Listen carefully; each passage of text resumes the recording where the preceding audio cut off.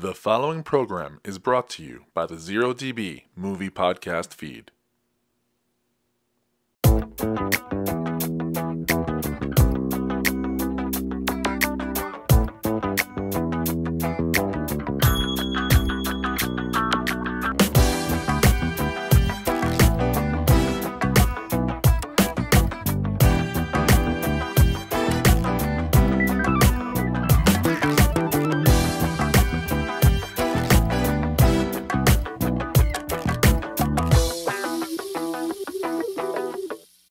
Hi guys, and welcome back to another episode of the Solo Set here on the 0DB Podcast Feed. Now, like I told you last time, this series I'm going to be doing is going to be Netflix series.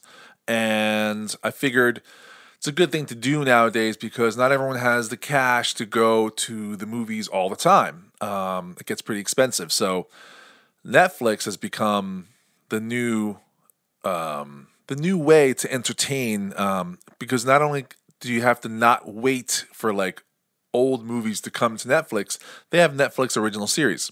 So I figured I'd start watching some series and reviewing them with you guys and talking about them. Something to do here on the Solo Set. So the first episode of the Solo Set series, we were introduced to the Netflix series Altered Carbon. With episode 1 of the series, it was called Out of the Past, and here's a recap real quick on what happened on the first episode. Out of the Past, Season 1, Episode 1. In the distant future, in a dystopic society where people's consciousness and memories are stored in devices and then re-sleeved into another body, the Alcatraz prisoner Takashi Kovacs is awakened 250 years after his death. He has recollections of his and his beloved companion Ava deaths, and soon he learns that the upper-class millionaire Lawrence Bancroft is responsible for his awakening in the body of a strong man to investigate who has killed him. So that was episode 1. It didn't really tell you what happened, but if you watch the first episode of this series, of this show, the Solo Set, you will know what happened. So now we're on to episode 2. So it's there's a lot going on, right? It's being cut a lot. There's a lot of things going back and forth from different stories now, like Kovacs, Ortega, the cop. Like there's Bancroft. So there's stuff going on. So before we jump into episode 2, because it jumps all over the place, we need to know like who's in whose sleeve and who is who in general, because it gets a little confusing, like I said, when everything is being cut and is being moved around. So I'm going to have some visual cues up here, and we can go through the characters real quick, and then we can talk about episode 2. So I found a great site where they explain this pretty well, and this is how it goes. I'll probably be reading off some of it too. So whether you just started watching Altered Carbon or binged the whole series and need help dissecting these characters, keep watching for a look at the main characters on the show. We're going to start off with, of course, Takashi Kovacs. It's pronounced Kovacs, right? He's the protagonist of Altered Carbon, but we see him in 3 different sleeves throughout Season 1. The present-day version of Takashi is played by Joel Kinnaman, as you see here. That's Joel Kinnaman.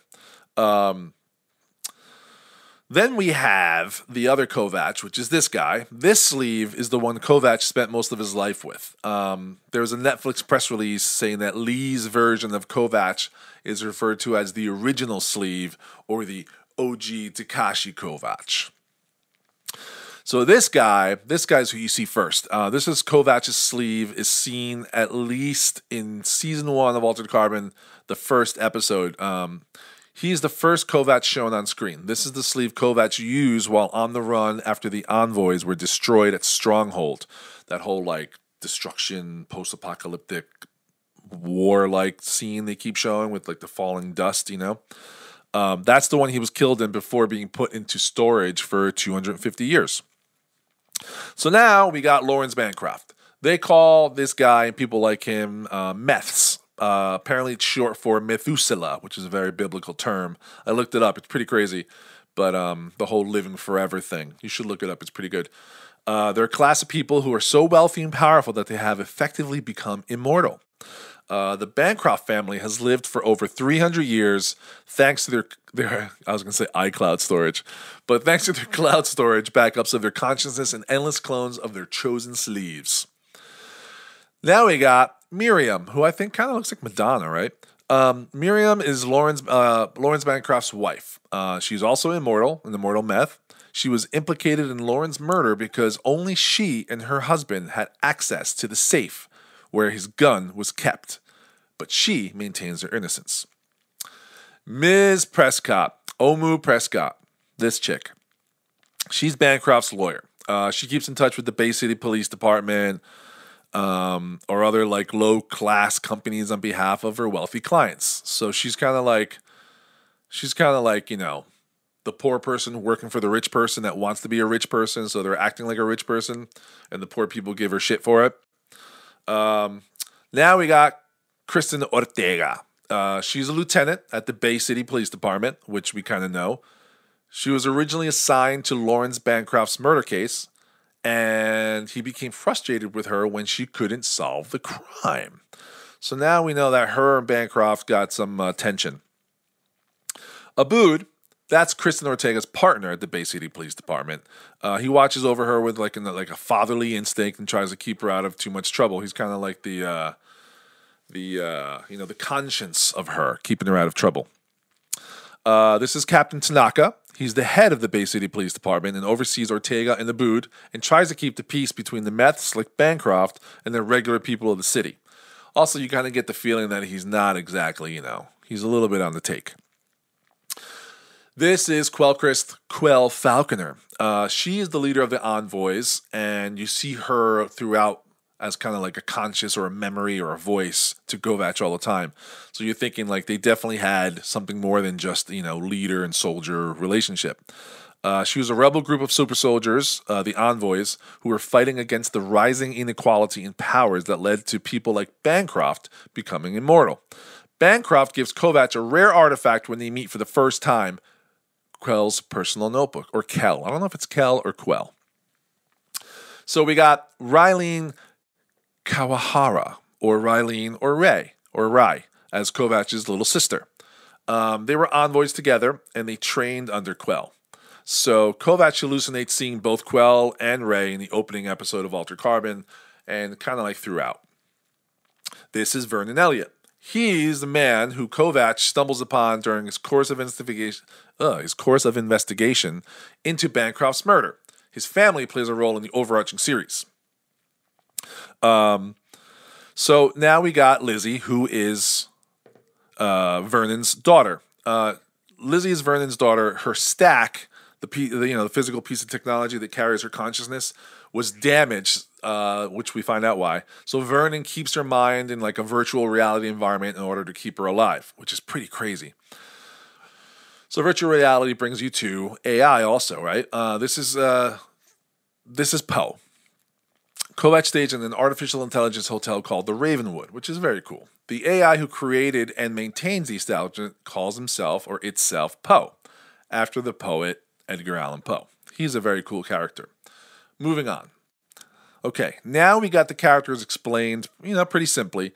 So now we can move on to episode 2 of the Netflix series Altered Carbon.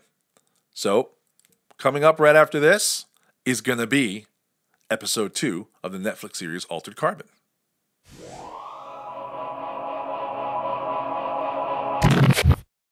All right, episode 2, Fallen Angel. So Kovach accepts Bancroft's offer and begins the investigation using videos Bancroft had received threatening his life, death threats. He identifies the serial number of a weapon in the video and tracks down the owner, who's a former military soldier who we know is Vernon Elliott.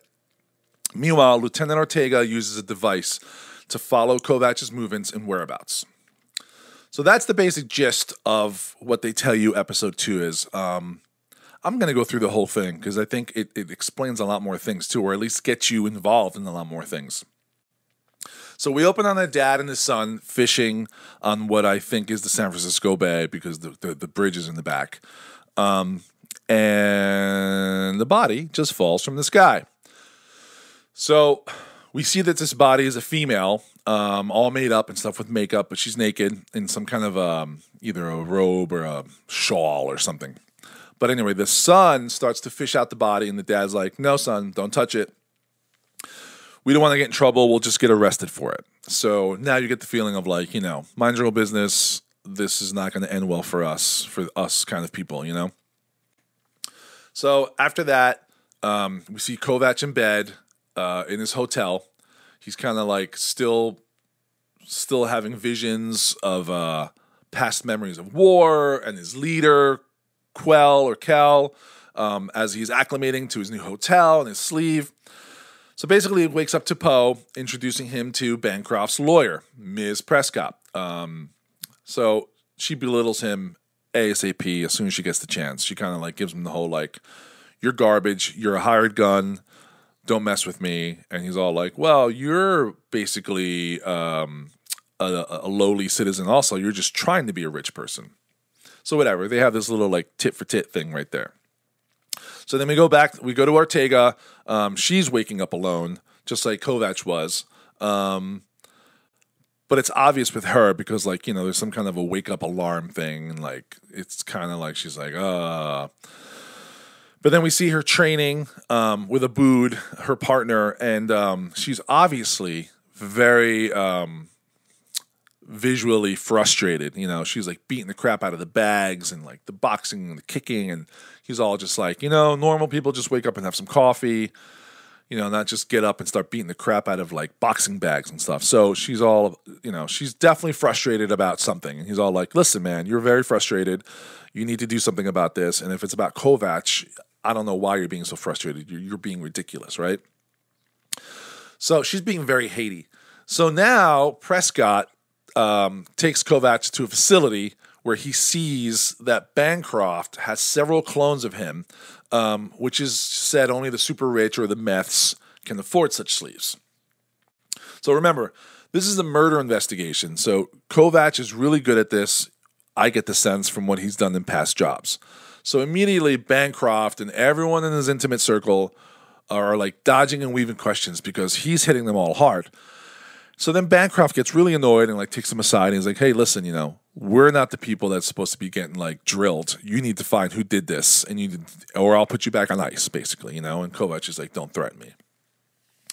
So now Kovac, he's walking around the city and he starts seeing signs for like the Bay City Museum, which shows pictures of Kel and like her army as like terrorists. Like, oh, come to the museum where like, the gang are on display as terrorists.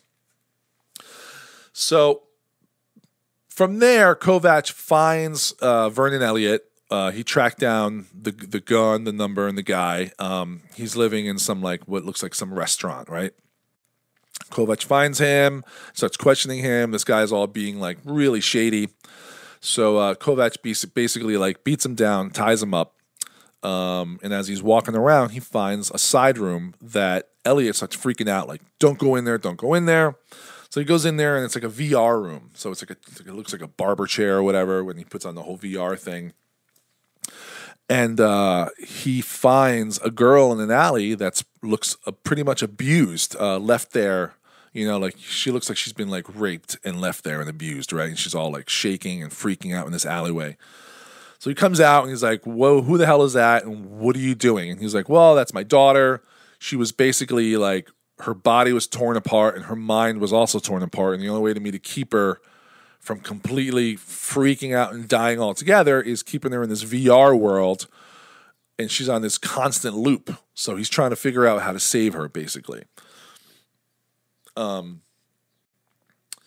now Kovac is like, well, look, I need you for my purposes, and I'll help you find out what happened to your daughter if you help me. So it kind of feels like Kovac is looking for a team, And they do mention things like that in like the background that he hears when Kel is talking to him, and it's kind of like, you need to get it. Like basically he's remembering her training drills. So like they kind of do that where like as he's doing something, you'll hear her teaching him and they correspond. So now we're back at Ortega's place and Mama is over at her place. The whole mother thing shows up, packing her fridge, making her dinner, like Why do you live here? You live in the ghetto. You can definitely afford a better place in a nice part of town. You should just leave this place. So the whole like, mama, this is my home, don't mess with me kind of thing. And then they bring up, which I think is, I guess, part of the story to explain what's going on as far as like what different people do. So the mom is pissed that Ortega renounced her religion and now she can be re-sleeved or spun up, as they say, if she dies. Religious people, I guess they do some kind of a waiver where once they die, it's real death and they can't be spun up for anything. And the big thing about this is that cops are using people, they're spinning people back up so they can tell the cops what happened if it was a murder, so you can basically come back and tell the cops who did it and how it happened. So that's why the cops are pro spinning people up, because then they can catch murderers. So, it brings up a whole ethics thing and like religion and ethics and who has got a better reason to do what they do. So basically what she's talking to her mom, her tracker goes off, right? So she goes and it's Kovac. So she goes and follows him and she starts to head towards where Kovac is. So then now they go back to Kovac, and Kovac is in the city part of the city, and you kind of see him show up in the place that he saw Lizzie in that VR world, and it's a horrible place called Jack Me Off, and it's basically prostitutes and all kinds of seedy things going on in there. So he wants answers on Lizzie. So basically, Kovac gets a booth or whatever that is, and it has a stripper come out, and he convinces her that he is Lizzie's mom and that he's looking for basically the killer of Lizzie, or who did that to Lizzie, to help her and Lizzie get new sleeves, because the stripper has a hard time believing him because it's a him. So he has to convince her that he's a she inside. That way she'll give him the information. So basically, Kovac finds out that Bancroft is a sick, sick puppy and that he gets girls like these and he basically chokes them until they almost die. And if they happen to die and he crosses the line, he just gets them younger, prettier sleeves so they can continue their prostitution. And a lot of the chicks are cool with that because apparently he's one of the nice guys. So that's a little weird.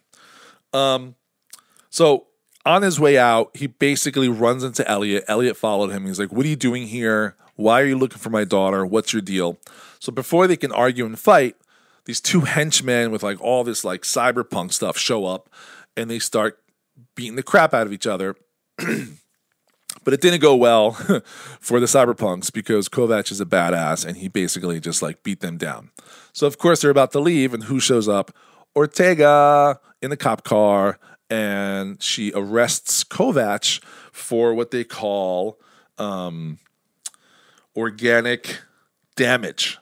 So obviously she's looking for reason to arrest him. Elliot was out of sight, so she didn't see him. So Kovac told Elliot to take off. Kovac gets arrested. Ortega's got him in a cell, and she's trying to get information out of him. But kind of like in conversation, they're getting to know each other a little bit.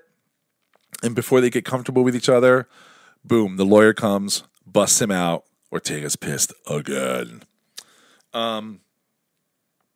So Bancroft's people takes him, and now he's free. So Ortega is seen sniffing around the morgue, and she finds what we see is that body from the opening. She finds that body in the morgue. And you don't know what she's going to do with it, but she's kind of like, oh, I found you. Then we go back to Kovac. And he's at the AI hotel with Poe, who is awesome. The AI Poe hotel guy is really cool. He's a great character. Good acting. It's a good fit to the story. It's like his bodyguard because the hotel completely defends you if you're a paid customer, if someone comes to attack you with like guns and laser scopes, the whole thing. It's pretty cool. So he's in his hotel, and Poe is like, I'm going to be your crime-solving partner. And Kovac is like, no. Leave me alone. And he's like, well, someone's waiting in your room. He's like, you got to stop letting people into my room. This is ridiculous. So who's in the room? Miriam Bancroft. That's right. Bancroft's wife, Miriam, who I think looks like she could be like Madonna's older sister, if you will. So now we see how crazy Miriam is. She starts telling him basically her backstory, that she has 21 children through different sleeves with Bancroft, and that, like, she's his woman and she'll do whatever she has to do for him because they love each other, and it's something way deeper for the hundreds of years that they've been together. But then basically she starts seducing Kovacs. And Kovacs, they brought it up a couple times already in just 2 episodes that, once you get spun back up into a new sleeve, after you get adjusted to your sleeve, you need to basically have sex because it's been a long time. Which I don't know. I have a problem with that because it's whatever. But so basically she starts seducing him and he's like, no, don't do this. But basically she starts telling him how in her lips and her skin, her clones have these pheromones that get secreted, especially through her lips, that basically is love potion number 9 to Kovacs. So Kovacs is seduced with the love potion number 9 coming out of her lips, and they have sex. They have crazy sex. The echoing saxes start, the saxophones, and the echoing saxophones, and it almost feels like an 80s Lethal Weapon scene with the sex going on. And not only that, during the sex, we split to, it's like a montage of them having sex, and then you got Ortega in a confessional confessing basically the same thoughts that Miriam had and is now doing with Kovacs. So they go back and forth on that until basically she gets out of the confessional and it looks like they're at a crime scene because it looks like other cops there. Or I don't know if the confessional was just happened to be there or they're all in the church. That wasn't very clear, but it seems like it wasn't very important. So now we're back to the lovebirds there, laying on the bed in this weird pose to try to make it look all sexy as the camera basically pulls out. And as the camera pulls out, you see that there is literally a fly on the wall. And that fly on the wall is basically AI. It's like a robot, like a spy cam. So you see the fly doing its bzz, bzz, bzz, bzz thing. And now you go to the point of view of the camera of the fly. So you see that they've been filmed, Kovacs and Miriam. They've been filmed. And then basically after they show that, they show a face of this Asian kung fu looking guy who we haven't seen yet, who's definitely looks menacing. And then it ends. And that's it. End of the episode. I thought it was left on a pretty good cliffhanger because now you're like, oh crap, who's filming them?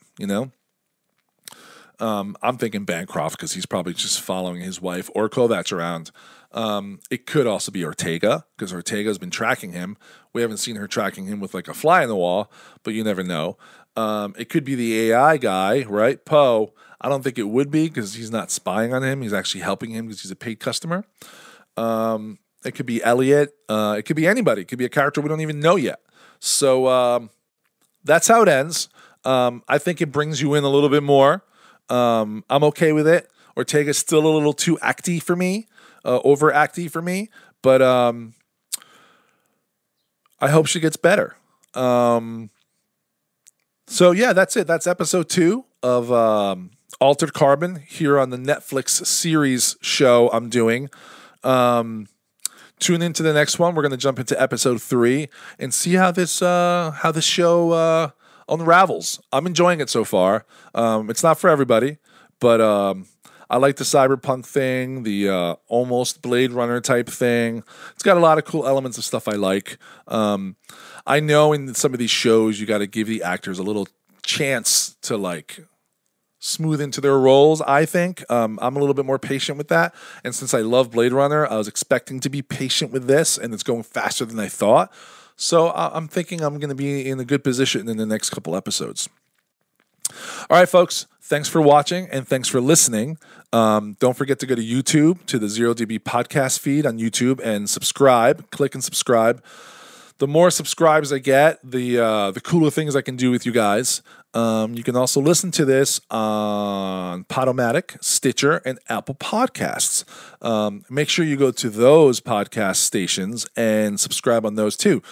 And leave some reviews on iTunes, because the more reviews you leave on iTunes, it also helps us get a little bit more visible to people.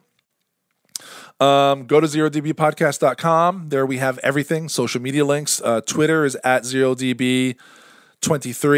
Instagram and Facebook is at zerodbpodcast.